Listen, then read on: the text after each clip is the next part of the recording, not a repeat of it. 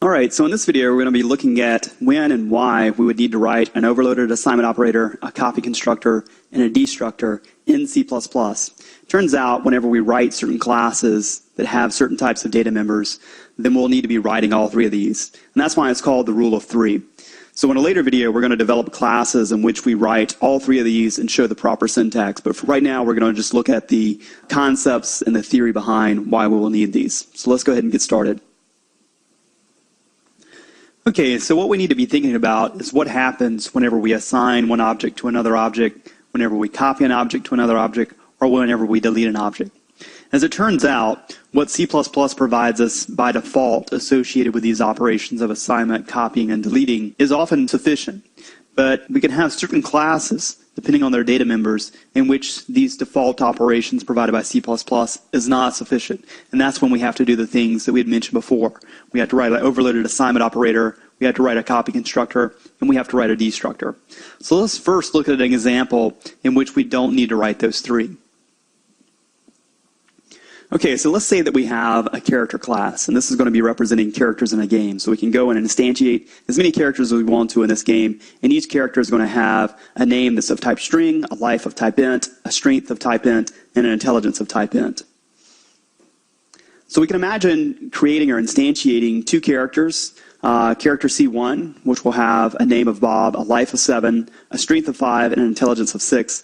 And then we'll have another character called C2, or we refer to it as C2. It has a name of Sally, a life of 8, a strength of 6, and an intelligence of 6. So what would happen if we were to do this assignment operation where we assign what we have for C2 to C1? Well, as we see here, we'd end up with the same thing. So C2 had Sally, 8 for life, 6 for strength, and 6 for intelligence. And we can see over here now for C1, after this assignment operation, that we would have for C1 the name of Sally, life of 8, strength of 6, and intelligence of 6. So all the data members got copied over here are assigned to character C1. And this is what we get by default in C++, so we don't have to do anything extra. And this is pretty cool. So let's take a look at another example. So in this example here, we have the exact same data members, but we have one additional data member. We have this data member of a tool pointer, and the identifier is called tool array. So we can imagine that each one of our characters in this particular game can have some array of tools. So let's say that we have character C1 and C2 again. And with character C1, we'll say that in his tool array, we'll imagine that this array is able to only hold 5 tools. So we have 5 elements here. But for right now, C1, Bob, only has an axe. Whereas over here with C2, Sally, she actually has 3 tools in her array. She has a potion, a crossbow, and a candle. So let's go back to our example where we're doing the assignment operation. So what happens now whenever we do this assignment of C2 to C1, all the data members, other than the case with the tool pointer, they all get assigned over. So all the things we see here in C2, Sally 8, 6, and 6, gets copied over here to C1, Sally 8, 6, and 6. But the problem is this particular tool pointer here is able to reference things out on the heap. So we can imagine creating a new tool array out on the heap. And whenever that occurs, what's actually getting copied here is exactly what's stored in that tool pointer, which is an address. So that address is being copied over. So we end up getting the address here in C2, whatever the address may be for the space out here on the heap, is getting copied here to C1. So it turns out that both C1 and C2 for the tool array, they're referencing the exact same array out here on the heap. And this is what we call a shallow copy. And so in order to avoid doing a shallow copy, this is where we need to have an overloaded assignment operator.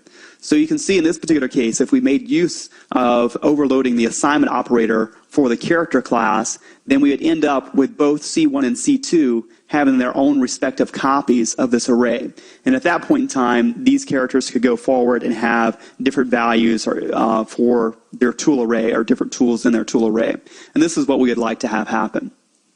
Let's look at another situation.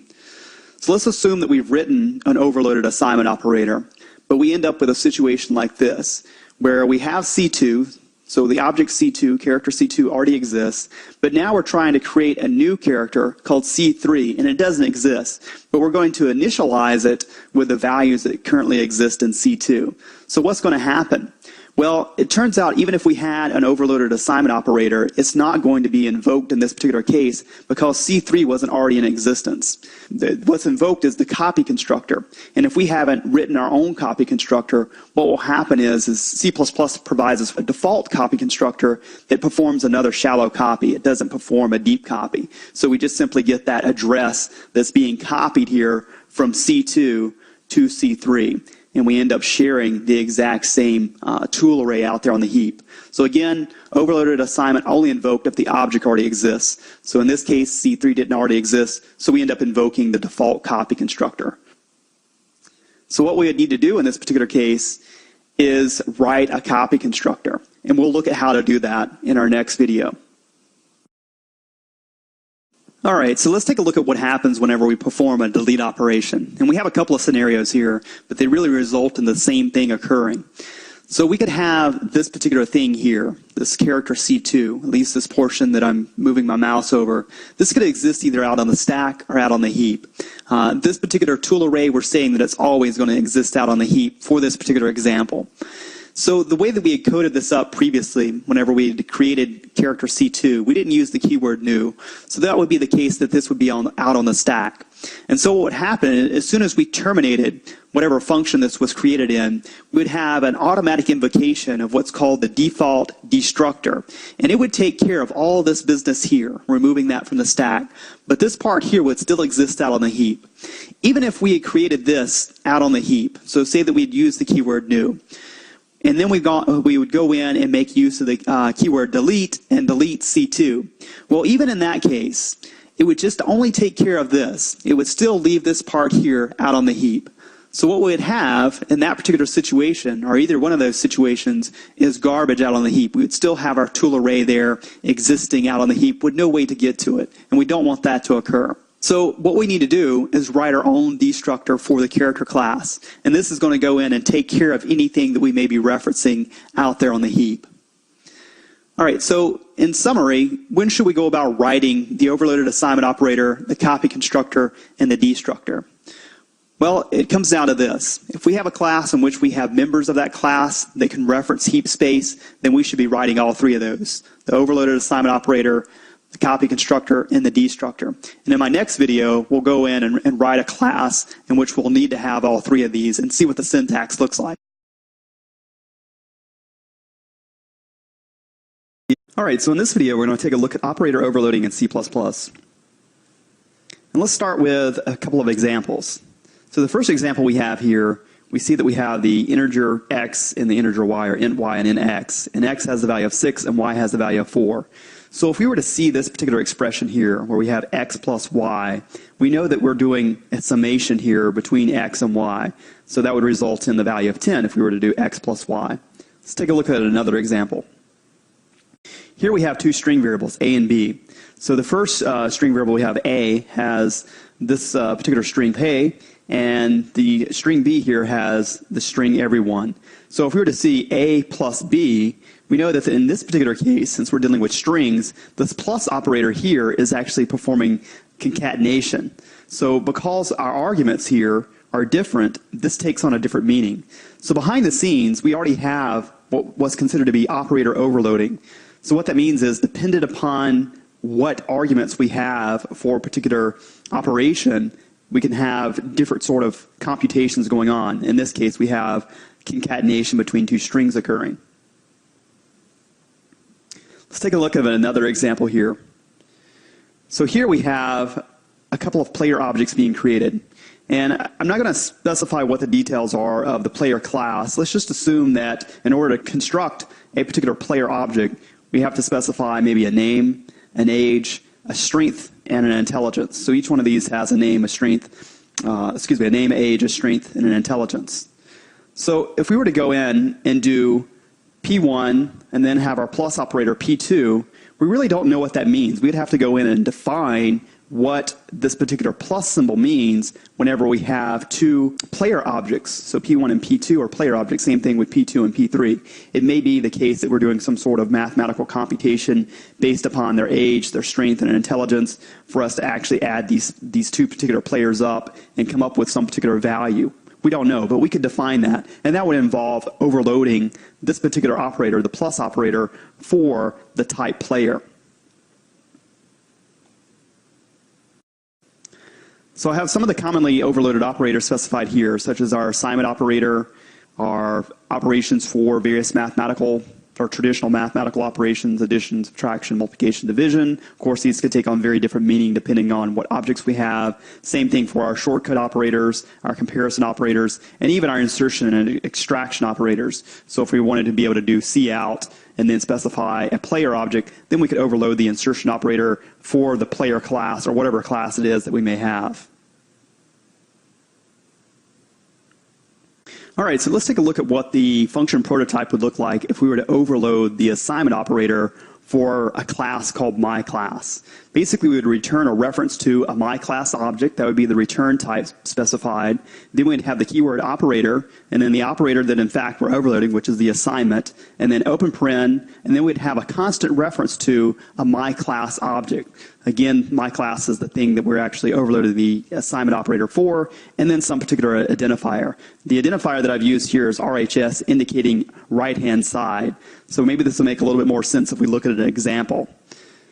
So here, assume that we have two myClass object x and y. So we have x and y here, y on the right-hand side, and x on the left-hand side. So whenever we think about this overloaded assignment operator, really what we should be thinking about is this, where we have x performing this overloaded assignment operation. So we can imagine that this particular function here that we've overloaded, operator assignment, is being invoked on this object x, and y is what we had on the right-hand side. It just simply becomes an argument here to this particular function. So if we go back and look at our function prototype, y is mapping up to what we had here in parentheses, and x is the object that's actually having that operation performed on. Hopefully that makes a little bit more sense. So again, just to emphasize, the function that we had for overloading the assignment operator is being invoked on the object x. And why do we need to return, or what do we need to return? We've already specified what the function prototype is, so we know it's a reference to myClass, but really, why do we need to return that? So let's take a look at an example. Let's assume that we have A, B, and C, and they're myClass types, and we were to do this particular operation here. So traditionally, we think of the assignment operator as being right to left associative as opposed to being left to right associative. So what that means is we would perform this particular operation here before we perform this operation here. So we'd be assigning this value of C to B, and then whatever that quantity would be to A. So the first thing that would happen is we would have this particular operation occurring here, where the overloaded assignment operation is being performed on this object B, and C is just simply our argument. So that thing there should be returning a reference to B so that it can become the argument to this particular operation here, which is our assignment from B to A. So the reason why that we need to return a reference to a myClass object, whatever that class may be, is so that we can do this type of chaining. So chaining is very important.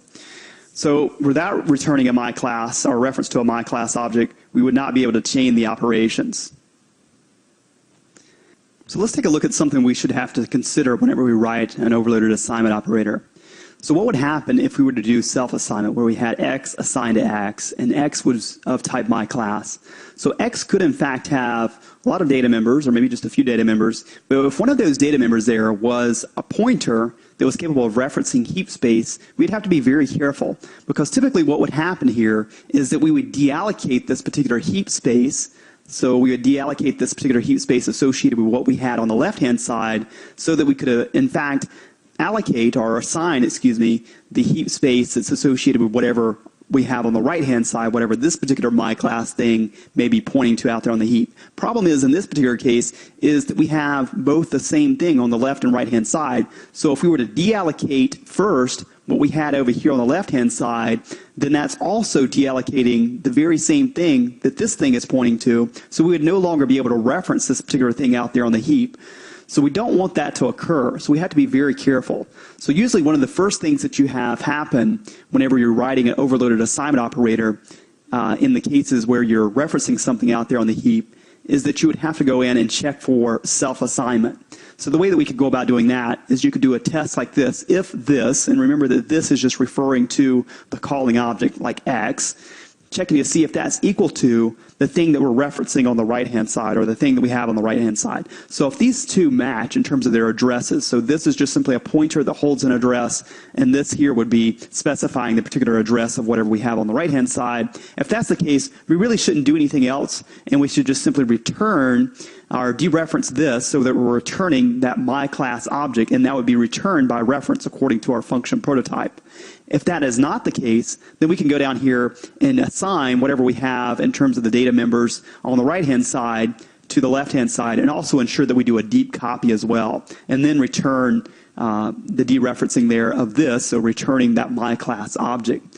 Probably a little bit better way to do this, so that we're not doing the statement of return, dereference this twice, is to check for this not equal to what we have on the right-hand side. So we're just checking to see if whatever we have on the left-hand side is not equal to what we have on the right-hand side, and then performing the correct assignment operations and doing the deep copying, and then finally returning the particular myClass object by reference.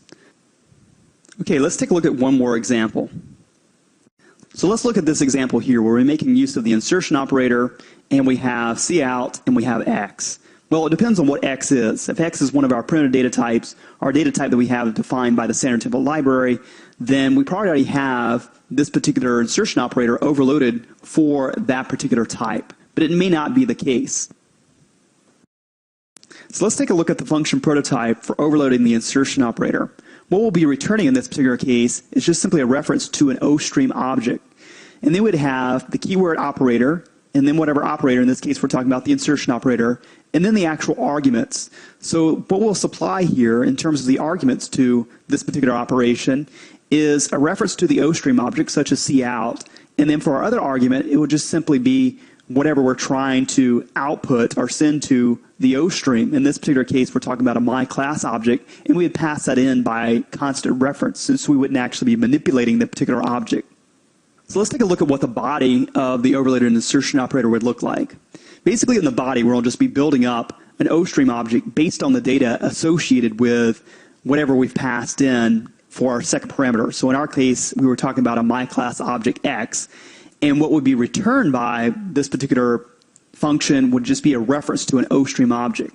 And the reason why we need to return a reference to our OStream object is so that we can do something we had specified before, and that's the idea of being able to chain things together. So we want to be able to write expressions here where we can use the insertion operator multiple times, and if we're not returning a reference to an OStream object, we have no ability to do this chaining. So in the next video, we'll look at writing the overloaded insertion operator for our VPET class. And we had discussed the VPET class whenever we first introduced the concept of writing our own types, so defining our own classes. All right, so that's it for this video.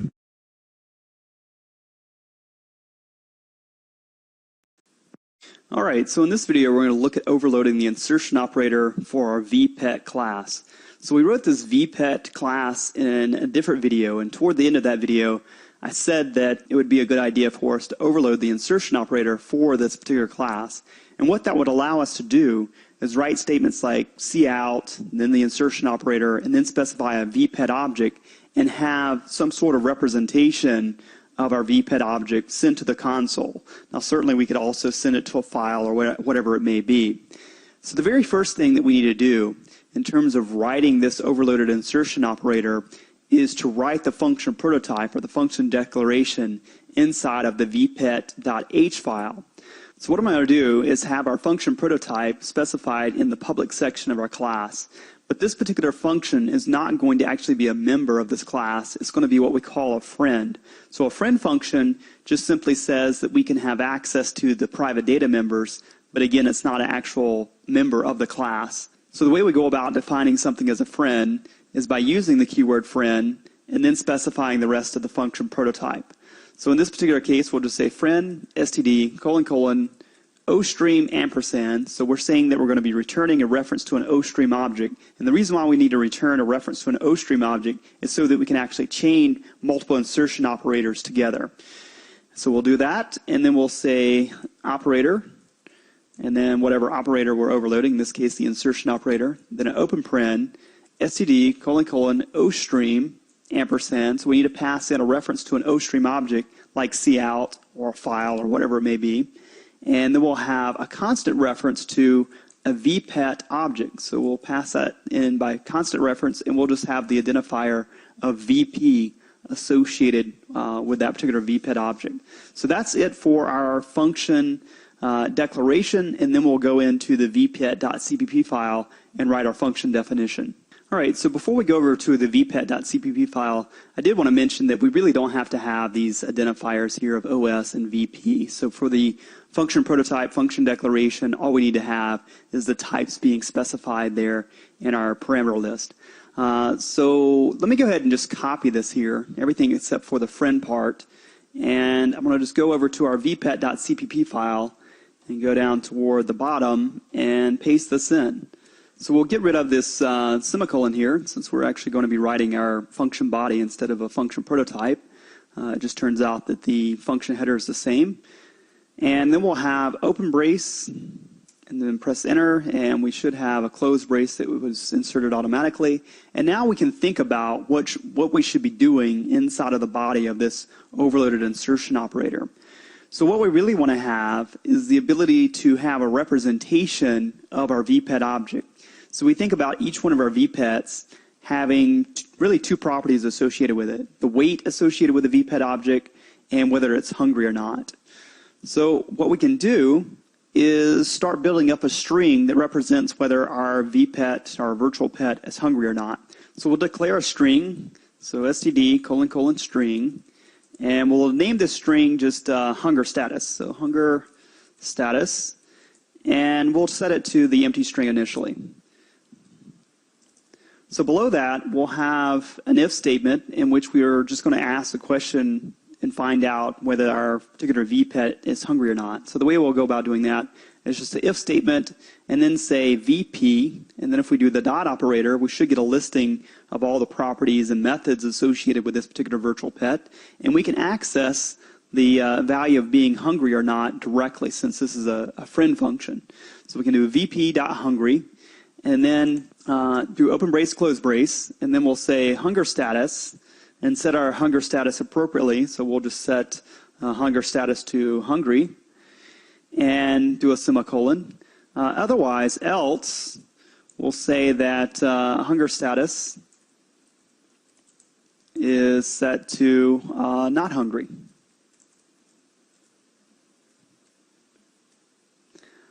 And then the final thing that we need to do, and we're just keeping things very simple here in this particular overloaded insertion operator. So the final thing that we'll do is just do a return statement. So we'll do a return OS, which is our reference to our OStream object that we passed in, such as cout, and then do another insertion operator, and then just say wait. So we'll have just a string literal there called wait, and then do another insertion operator, and then do vp dot wait. So we can select that if you want to, and then do another insertion operator and do double quote, space, hunger status, colon, space, and then do another insertion operator, and then we'll say hunger status. So that just is going to retrieve the value that we have stored there in our hunger status variable, and then do another insertion operator, and then do std : indel to have a new line character inserted there. That may be a little bit too long, so I'm going to bring this down to the next line.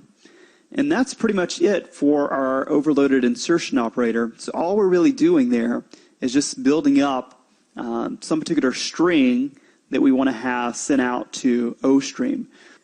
So the insertion operator is being used multiple times in this last statement that we just wrote. The insertion operator is, in fact, left to right associative. So this is the first operation that's going to occur. So what's happening here is we have on the left-hand side of this insertion operator an OStream object, or a reference to an OStream object, and on the right-hand side just a string literal. So after this particular operation is performed, we would have a reference to an OStream object being returned so that we can do the chaining here. And now in this particular case, all this stuff would resolve down to a reference to an OStream object. So that's what would be on the left-hand side. And then on the right-hand side, we would just simply have a weight here, which this weight is of type double. So that it knows how to handle that as well. So OStream object reference, and then a double, and it knows how to handle that. So we're now at the point where all the time that we're using the insertion operator here inside of this return statement, we already have the insertion operator defined for those particular types. Okay, so before we go over to our vpet app.cpp file and test out our insertion operator here for our vpet class, I noticed that I had a little typo here, so I should have had just one U here for hunger status. So go ahead and save that, and now we'll go over to vpet app.cpp, and what we can do inside of main here, instead of having these if statements here, we can just take this bit of code out, and we'll just do a cout insertion operator, and then specify Bob insertion operator, indel, and we'll do the same line of code basically, except on the next line we'll do it for Sam. So we can specify Sam here, and then we'll save this particular file and then build it. See if everything builds okay. So it looks like everything built okay here on the console, and now we'll go in and run it. And so whenever we ran this particular program now, you see the same lines that we had before for Bob Ways and Sam Ways, and we also see that we have these two new lines here. Now you notice that we don't have anything being output associated with Bob and Sam on these two lines, or at least the name Bob and Sam, and that's because the overloaded insertion operator doesn't have any mechanism to actually retrieve the names Bob and Sam, since Bob and Sam aren't actual properties. Those were just simply the names that we associated with these virtual pet objects. So we could have named them anything, but it's not an actual internal property. So if we go back and look at vpet.h, you see that we don't have a name specified here. Certainly we could have added that, and it would have probably been a good idea. But yeah, we do in fact have the weight and status for both Bob and Sam being printed out here because we made use of overloading the insertion operator. So that pretty much concludes this particular video, and hopefully you have a better understanding of overloading the insertion operator and how you can go about doing that and other classes that you may write. You know, the big idea here is that whenever you do overload the insertion operator, you're just wanting to have some sort of representation for your particular object. So in this particular case, we're just representing whether our particular virtual pet was hungry or not, and also the weight. All right, so that's it for this video.